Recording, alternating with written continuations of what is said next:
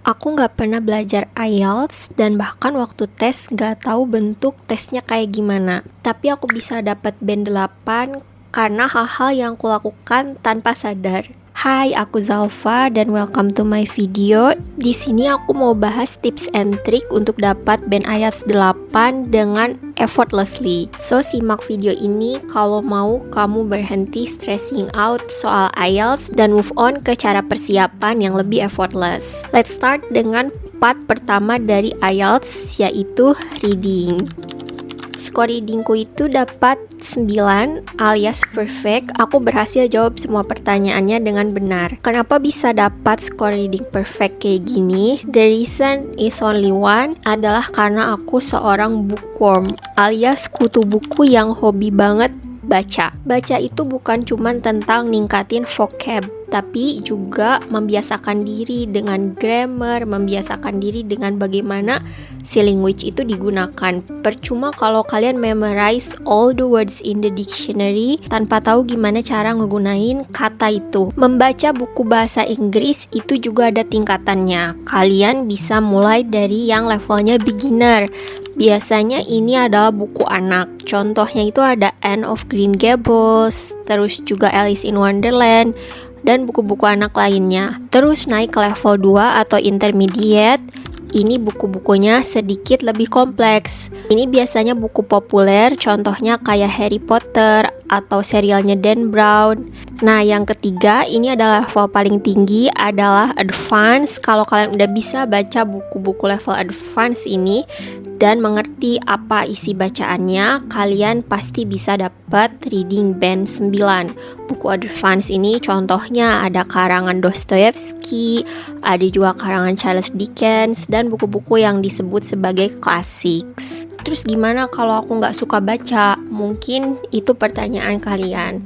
Well, there is no going around, kalian tetap harus baca, nggak ada pilihan lain. But kalau memang baca buku itu bukan sesuatu yang kalian enjoy, bisa coba dengan baca hal-hal yang kalian emang suka. Contohnya dulu tuh aku kalau bosen baca buku, kadang aku baca juga travelog. Nah, kalau kalian sukanya mobil, bisa coba baca artikel atau profil mobil yang lagi in tahun ini. Misal, kalau kalian lebih tertarik ke politik, kalian bisa baca news di BBC, CNN, atau kanal-kanal news berbahasa Inggris lainnya. Intinya adalah kalian baca dalam bahasa Inggris apapun itu. Nah, ketika kalian ngambil IELTS reading, itu akan dihadapkan dengan teks yang panjang banget, jadi comprehension reading kalian itu harus bagus. Selain itu, teksnya juga dipenuhi dengan kata-kata dan language leksikal yang cukup kompleks. Kalau kalian nggak terbiasa, itu bisa mengintimidasi banget. Dan ketika jawab pertanyaannya, kalian bisa terkecoh dan bingung. So, kesimpulannya, you should read. Untuk yang kedua adalah listening. Di listening ini aku dapat band 8,5, berarti ada sekitar 1, 2, atau 3 soal yang salah. Menurutku listening ini yang paling gampang dilatih. Why? Because di zaman modern ini mau usia muda, tua, dewasa, kanak-kanak, bocil, semua orang itu mengonsumsi konten di internet. Dan of course konten di internet itu banyak banget yang berbahasa Inggris. So what you have to do is just to find the content that you enjoy. Contohnya kalau kalian ini suka banget sama konten motivasi, kalian bisa tuh pergi ke podcastnya Joe Rogan dan ngedengerin isi podcastnya. Aku nggak advertise untuk dengerin podcast dia ya, but I mean kalian cari podcast yang memang sesuai interest kalian. Misal kalian suka tuh ngedengerin murder mystery, cari podcast yang emang ngomongin soal itu, yang bikin kalian penasaran dan pengen terus ngedengerin gitu. Kalau kalian gak suka nih sama podcast, I'm sure kalian pasti mengonsumsi YouTube. Nah, cari YouTuber yang menurut kalian menarik juga topiknya dalam bahasa Inggris. Or misal kalian itu udah brain rot banget nih, sampai gak bisa ngonsumsi long form. It's okay, ada yang namanya short form, kalian bisa cari di TikTok atau di Instagram. Influencer-influencer dan akun-akun yang berbahasa Inggris juga dan mendorong kalian untuk mengonsumsi konten berbahasa Inggris. Jadi jangan dipaksain topik itu yang berat atau yang edukatif kalau kalian memang gak menikmati. Karena di sini memang bukan belajar IELTS, tapi making it effortlessly so that you consume content in English. Terus gimana nanti waktu tes? Nah, waktu tes itu itu kalian akan dihadapkan dengan audio yang gak bisa diputer ulang. Jadi sekali dengar langsung harus jawab pertanyaannya. It means kalian gak bisa nyatet-nyatet dulu atau kalian gak bisa mikir lama. Jawabannya harus datang ke kepala kalian effortlessly juga.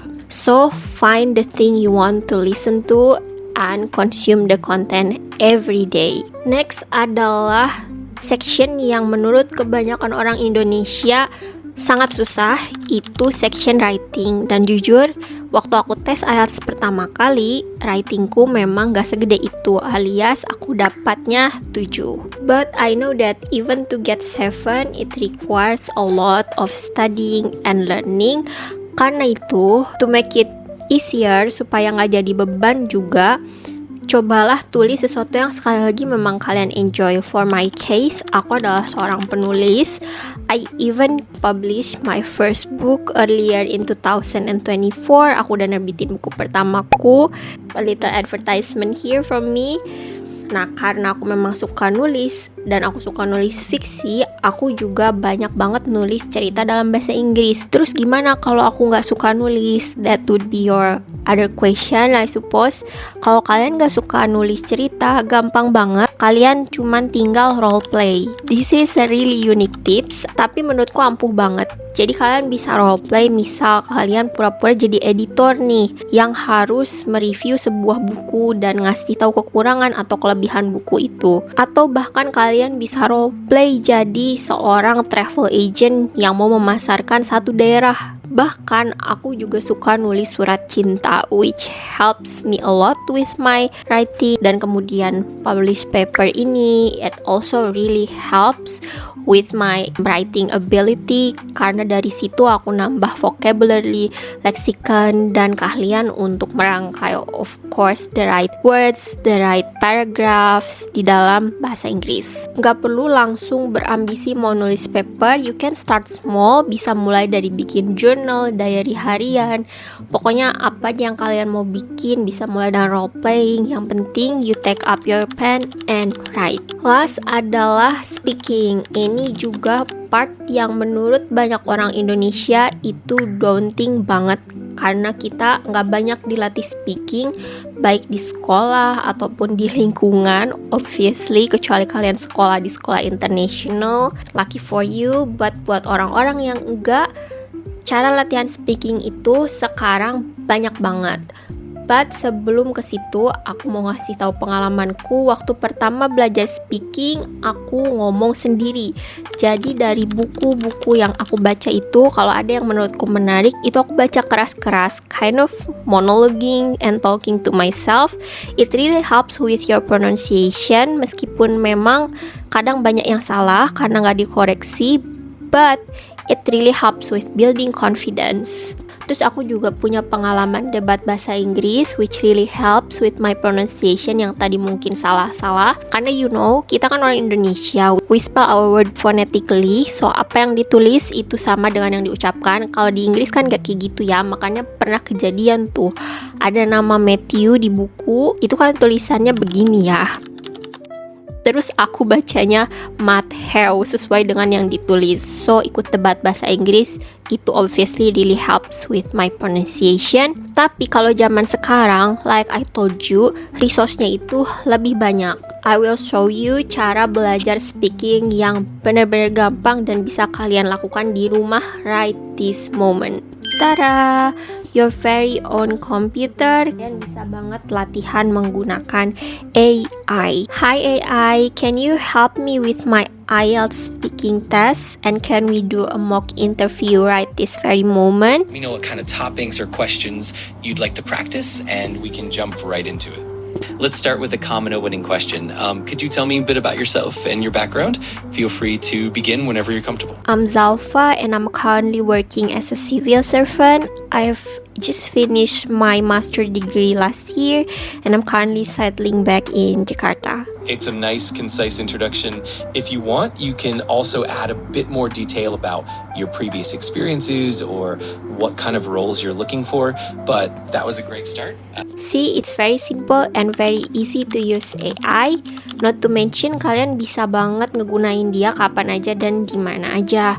Oke, Jadi intinya untuk bisa dapat band 8 effortlessly ada di fluency. Bahasa itu tentang seberapa sering kamu ngegunain bahasanya, bukan tentang seberapa sering kamu belajar. So that's all for this video. Thank you so much for watching. Like, subscribe, and follow me on my socials, and see you on the next video. Bye!